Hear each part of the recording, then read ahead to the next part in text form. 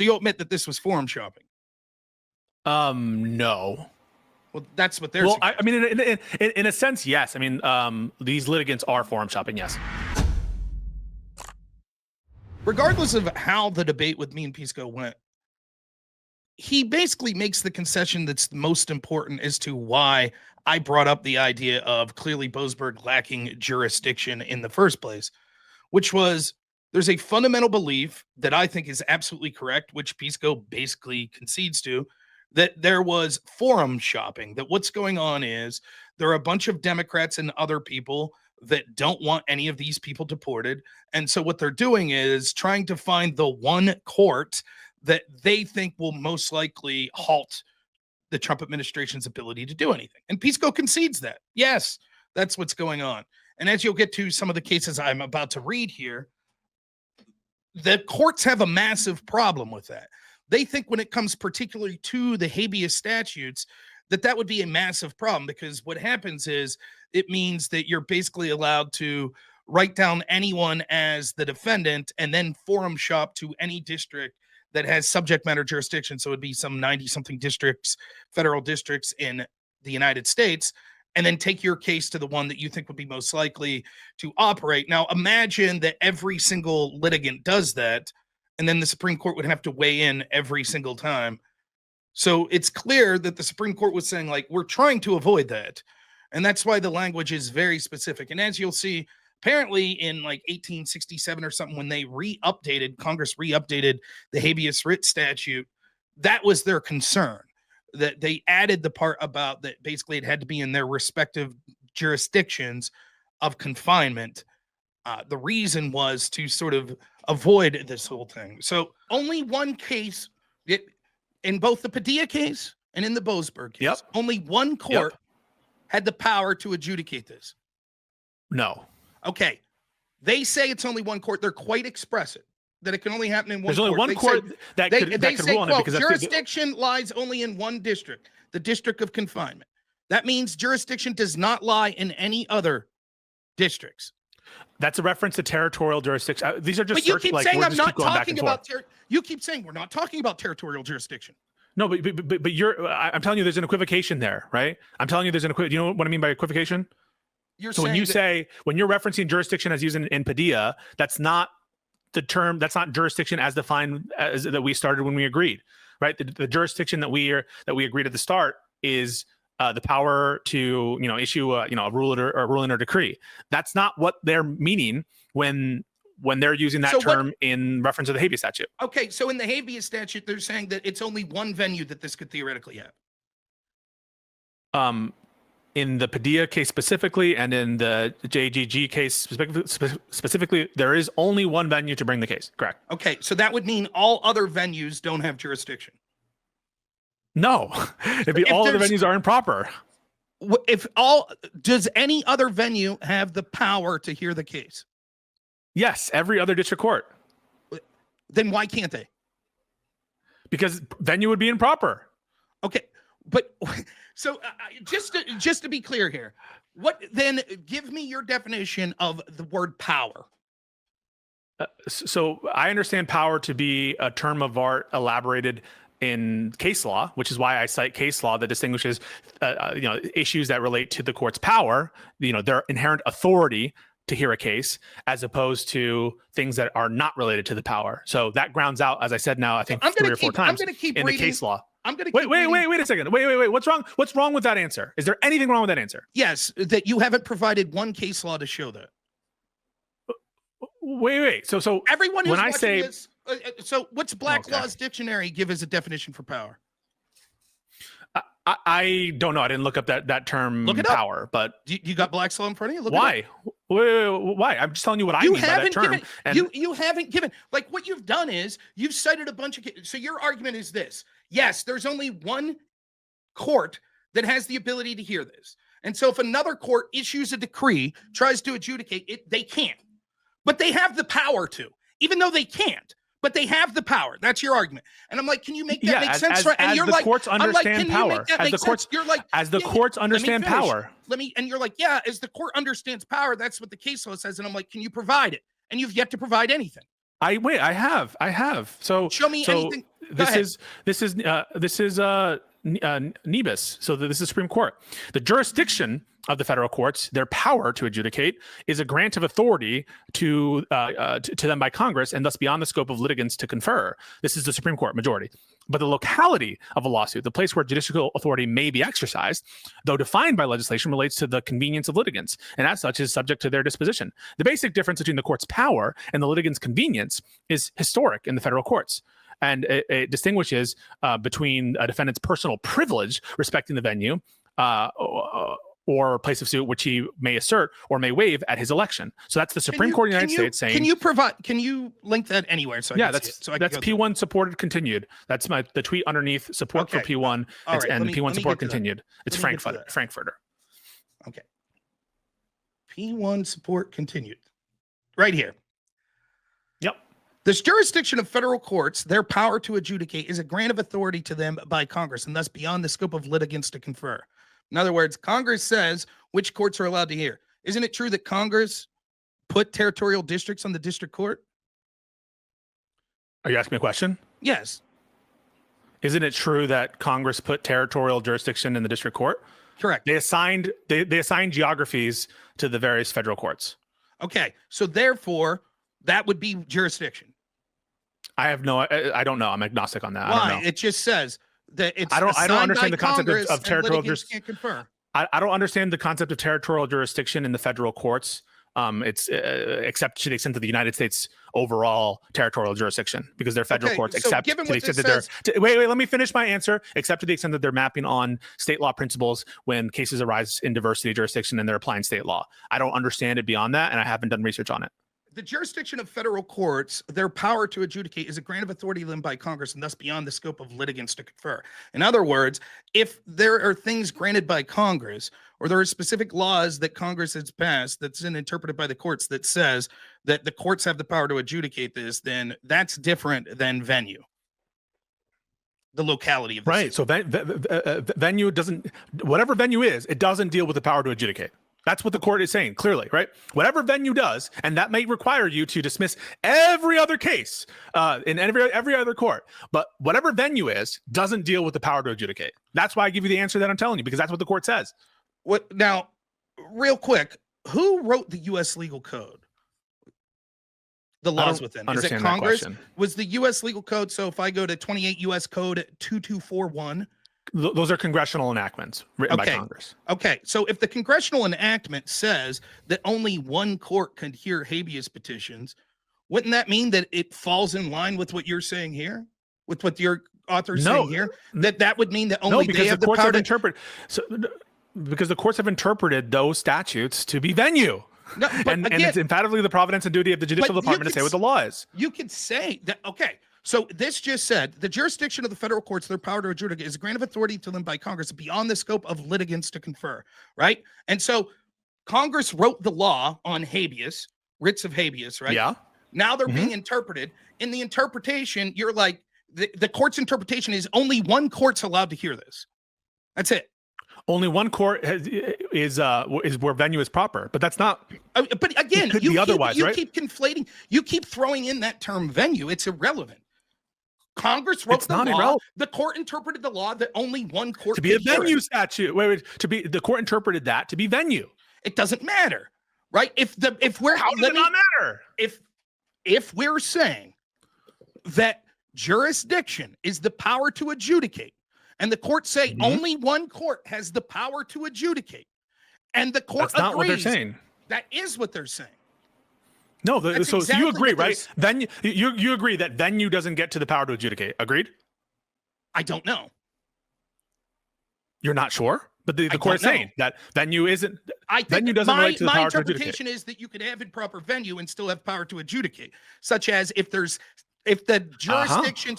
Let me finish. So if there's 7 district courts within one jurisdiction, right? You could make the argument that a venue is improper, but that venue had jurisdiction over it. But if there's only one court with jurisdiction, only one with the ability to hold it. I don't understand what venue, what does it mean for a venue to have jurisdiction? I don't know what you mean by that. So for example, there are 6 district courts, we'll say hypothetically in Texas. State law of Texas says district courts of Texas have the right to charge murder that occurs on the geographical location of Texas. Therefore, all 6 district courts would have. However, have they could jurisdiction. argue, yeah, they would have jurisdiction, correct. But they could argue that one is the best venue and the other venues would be improper, even though they all have jurisdiction. So they pass another law that says venue is proper in the district in which the murder occurred. Okay. So there's 2 laws, right? One is giving the courts let's say these are state equivalent courts. So this is just for the analogy. I think it's a good analogy, Rob, that you're bringing up, and I think it's a good example. So the Texas passed a law that says the district courts of Texas shall have the authority to adjudicate murder cases. And then they passed another law that says venue shall be proper in the district. Venue shall be proper in the territorial jurisdiction of the district court in which it occurred. That's a venue statute. Okay. And then so then there's only one court where venue would be proper, but every single court in Texas Congress has the power. Just in this hypothetical, if Congress passes a law that says only one venue is appropriate. Yeah. Yes, then because of that specific law, even though it's venue, we would say that is the only court with the jurisdiction to adjudicate the case. But the Supreme Court is telling you there's a difference between power to adjudicate and venue. And so if Congress passes a law that says there's only one place where venue is proper. Where's it saying that? Yeah, it says the jurisdiction of the federal courts, their power to adjudicate is a grant of authority to them by Congress, and that's beyond the scope of litigants to confer. But the locality of a lawsuit, the place where judicial authority may be exercised, though defined by legislation, relates to their convenience of litigants and as such is subject to their disposition. The basic difference between the court's power and the litigant's convenience is historic in the federal courts. So there is, so Congress could pass a law that relates to convenience that says only one court is the place where venue is proper, but it would still be a venue statute and it wouldn't go to the power to adjudicate. It would go to if they said that, because that first sentence, the jurisdiction of the courts, their power to adjudicate is a grant of authority by Congress. So if Congress specifically creates a law that says only this one court has the power to adjudicate because it's the only proper venue, it would not matter that they use the term venue. But, there's the conflation, right? There's that conflation. So power to adjudicate is separate from venue. And you said you didn't know about that, but I want to ask you again, isn't power to adjudicate different than venue, and venue isn't about power to adjudicate by definition? I would think that I would go back to the previous answer that I had, that you could have improper venue but have jurisdiction. Right. So you can have, but you can also have jurisdiction and improper venue, right? Correct. You could have subject matter jurisdiction but have an improper venue. Whoa, why'd you say subject matter jurisdiction? Because you could have improper jurisdiction and proper venue, right? Not territorial. I'm not talking about territory. I'm just saying you could have improper so you could have improper personal jurisdiction, improper subject matter jurisdiction. I'm saying we're just talking about jurisdiction. I'm talking about you could not have the only jurisdiction that I foresee it's not being able to meet this bird would be territorial jurisdiction.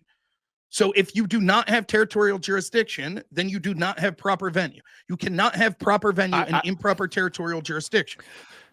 Again, I'm going to go back, I'm going to go read. Read the rest of the Padilla concurrence. Join the opinion of the court. This separate opinion is, let me bring it up on the screen. It might be easier for people. That should be interpreted the court's holding. The court's analysis relies on 2 rules. The habeas action must be brought against the immediate custodian. Second, when an action is brought through the district court, it must be filed in the district court whose territorial jurisdiction includes the place where the custodian is located. These rules, however, are not jurisdictional in the sense of a limitation on subject matter jurisdiction. Well, why does he say that? Why does he further add when it comes to subject? Why doesn't he just say these rules are not jurisdictional? I don't know. You're asking me a question. I don't know what was in his head, but I'm telling you what the usual definition of jurisdiction is. It relates to something inherent in the sort of power inherent to the court. Well, we'll get to. So I don't understand. My point is that he, like you, is saying, well, wait a minute. We're not saying that it's not subject matter jurisdiction. That much is clear from many cases which petitions have been heard on the merits, despite their non-compliance with either one or both of the rules. Right. So other cases have been heard. Right. So notice what he's saying there. So what he's saying there, and this is really good, and I'm glad you pointed it out, is that they've ruled on habeas cases where venue was improper because it wasn't raised. So it's clear that the courts in which that has happened, they had the power to adjudicate, No one raised venue, and so they heard it on the merits. But they have subject matter jurisdictions. What he's saying, right? So if you waive the territorial jurisdiction or personal jurisdiction, sure. I don't think I don't see if what you mean by territorial jurisdiction is one of the definitions that are provided. That's not waivable. Well, you can't like how do you waive that? How do you waive like your inherent right to control, land in some other place? The United States. I'm going to continue on. In my view, the question of the proper location for habeas petition is best understood a question of personal jurisdiction or venue. This view is more in keeping with the opinion in Britain and its discussion exposing the rules from the proper form of habeas petitions.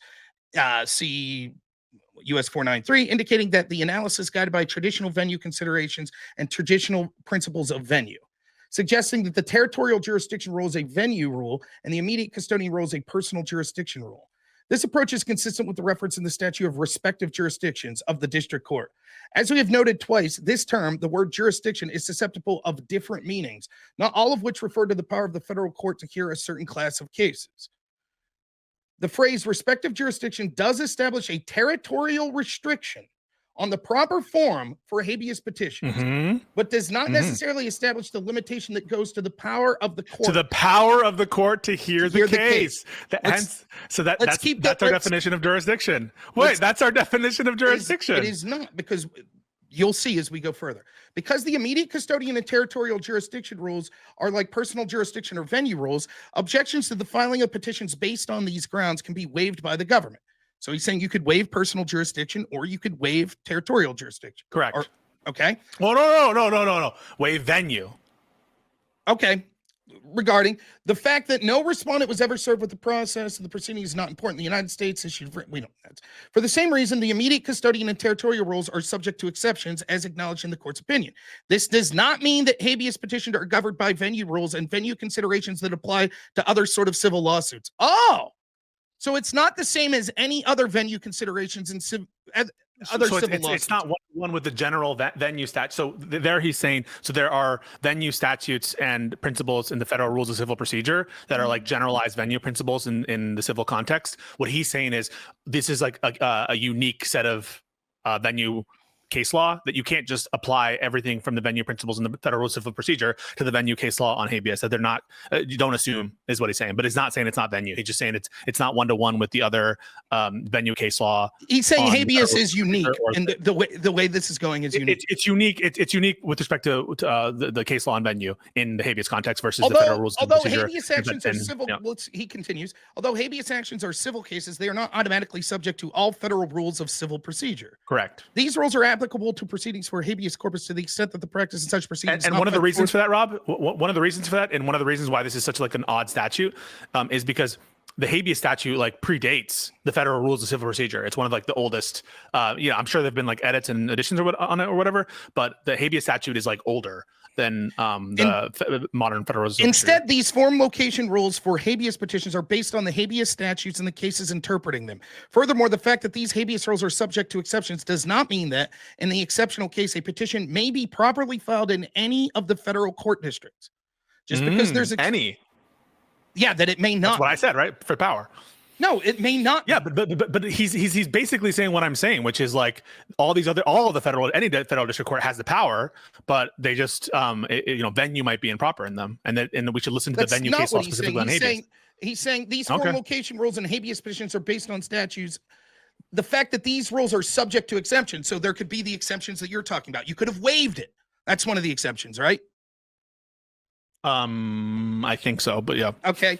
Just because you could do that and there could be exceptions doesn't mean that you could file that any court has the power to hear this, that you could file anywhere. That's what he's saying. It says, furthermore, the facts of the habeas rules are subject to exceptions does not mean that in the exceptional case, a petition may be properly filed in any one of the federal district courts. It's basically saying that these are, again, it's stressing these are like unique circumstances.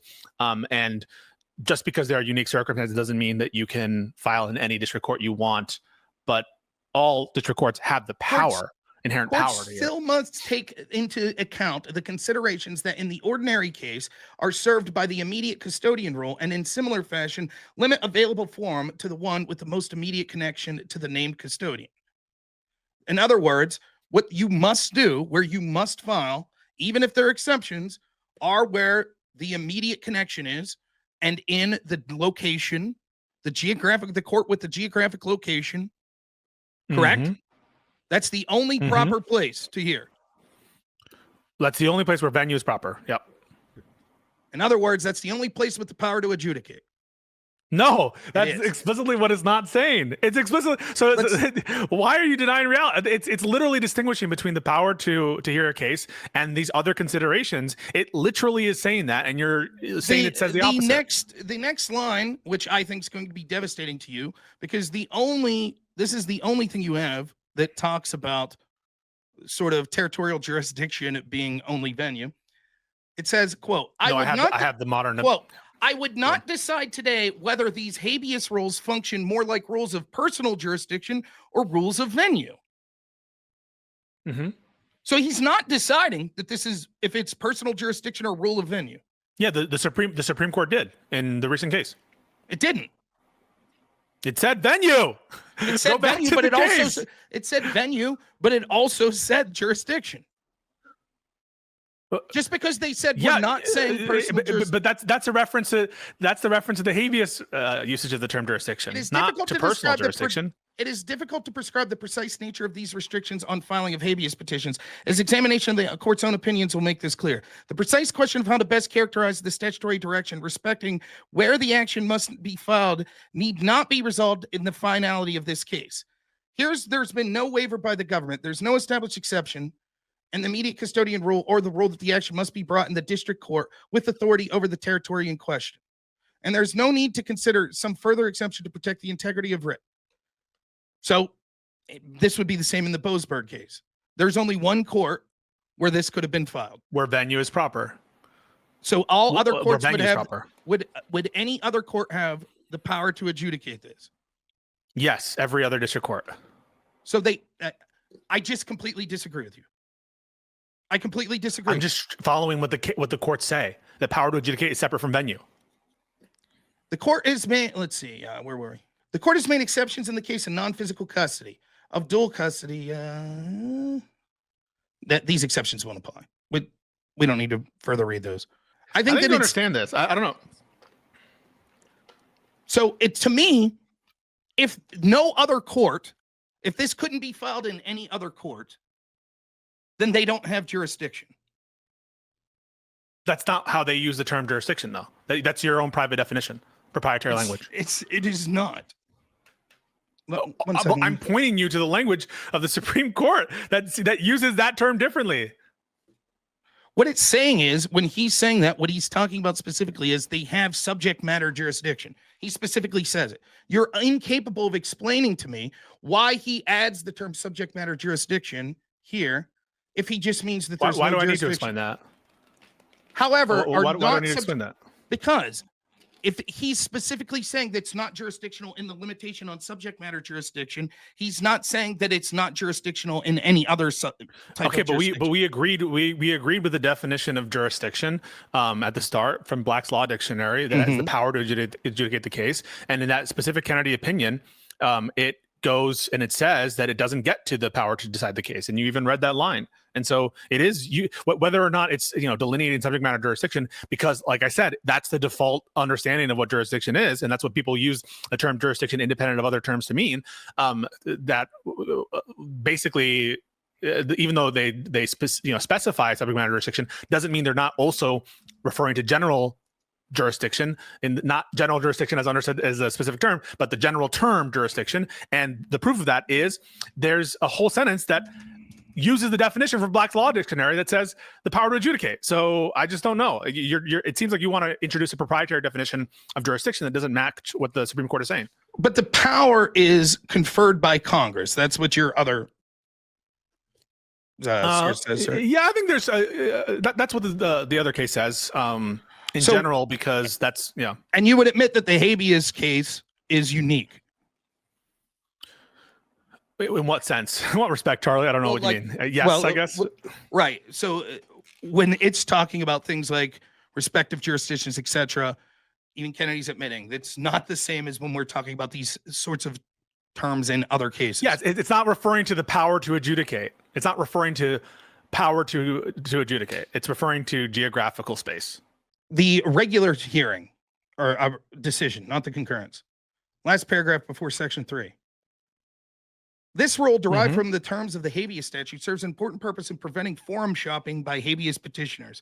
Without it, a prisoner could name a high-level supervisory official's respondent and then sue the person wherever he's amenable to long-arm jurisdiction. The result would be rampant forum shopping, district courts with overlapping jurisdiction, and the very inconvenience, expensive embarrassment of Congress that sought to avoid it when it added jurisdictional limitations 137 years ago. So this is directly speaking to what happened with Boasberg. With Boasberg. With the idea of forum shopping, that the reason that they're only allowing this, so you'll admit that this was forum shopping? No. Well, that's what they're. Well, I mean, in a sense, yes. I mean, these litigants are forum shopping, yes. And but so do conservatives. This is a disaster when it comes specifically to habeas.